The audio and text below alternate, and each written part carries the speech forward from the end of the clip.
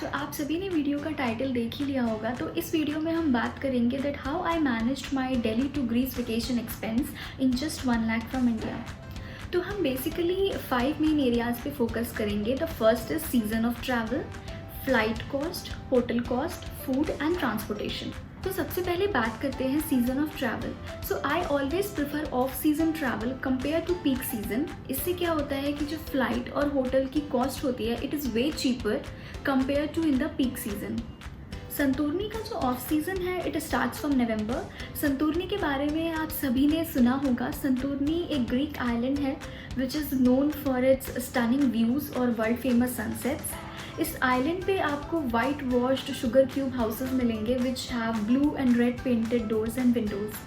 संतूरनी के जितने भी विलेजेस हैं they have very narrow lanes. तो अगर आप पीक सीजन में ट्रैवल कर रहे हैं then it is very rare chance that you will have any picture without photo bombing. But luckily since I visited in off season I have lot of pictures without being photo bombed.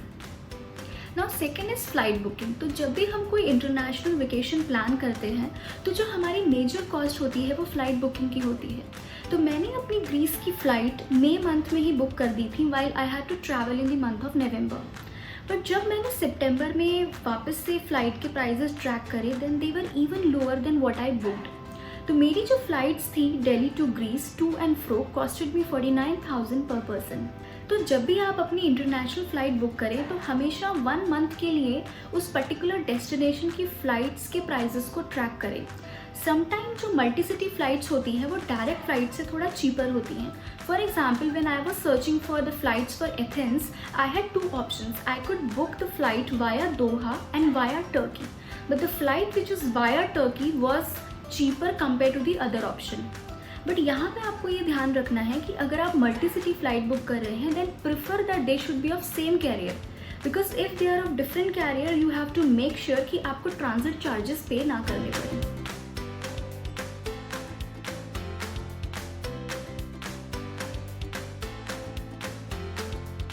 Now let's talk about hotel booking.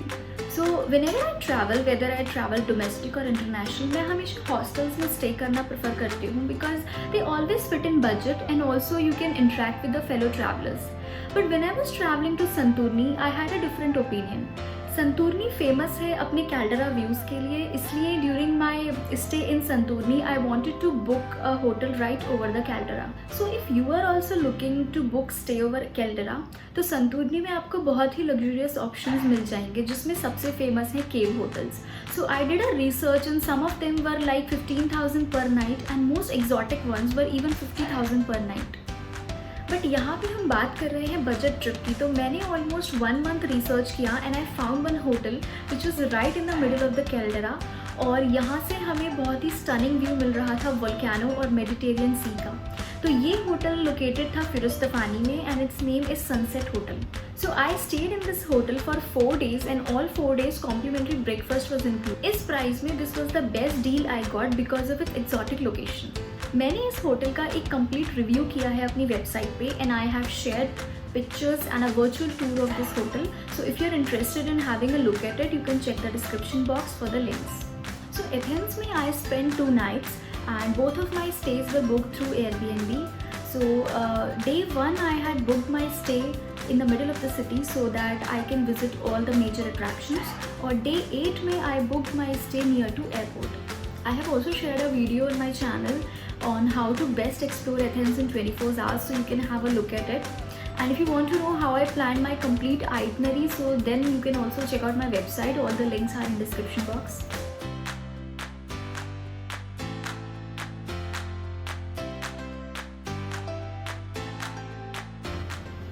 सो अब बात करते हैं transportation की। तो अगर हम Athens की बात करें तो HoHo bus is the best way to explore city of Athens. इसका जो फेयर होता है इज़ 20 यूरोज़ जो कि एंटायर डे पास होता है to cover Athens and green line. अगर आपको ये इन्फॉर्मेशन चाहिए कि ग्रीन और एथेंस लाइन में कौन कौन से मेजर साइट सीइंग स्पॉट्स आते हैं so you can check my article. उसमें मैंने सारी details including route map provide करी हैं। The link is in description box. HoHo bus में ही आपको ऑल्टरनेटिवली एक्रोपोलिस का भी टिकट मिल जाएगा for 10 euros. So this way आप टिकट विंडो पे लॉन्ग क्यूज स्किप कर सकते हैं। होहो बस में air condition as well as open roof seating दोनों ही होती हैं। So it's a great way to get full sightseeing of Athens. आप होहो बस को बोर्ड करेंगे so they also provide you a map जिसमें सारे स्टॉप्स की डिटेल रहती हैं और हर स्टॉप से नेक्स्ट होहो बस की फ्रिक्वेंसी इज़ 10 to 15 मिनट्स। अगर संतूरनी की बात करें सो हायरिंग अ कार और a scooty is the best way to explore this island. इस पूरे आइलैंड पे जितने भी सिटीज़ हैं वहाँ पे बहुत ही नैरो लेन्स हैं, तो अगर आप कार हायर करना चाहते हैं then only hire if you are comfortable driving with European road rules. मैंने स्कूटी हायर करी थी and I felt this is the best option to explore this island. Scooty के लिए आपको रेंट पे करना पड़ेगा 20 euros and 10 euro as a insurance.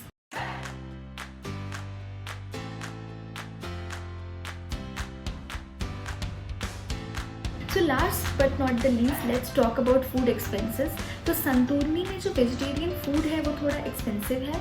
I think non vegetarian people को ज़्यादा इशू नहीं होंगे यहाँ पे, but if you are vegetarian just like me you will have a hard time finding vegetarian food here.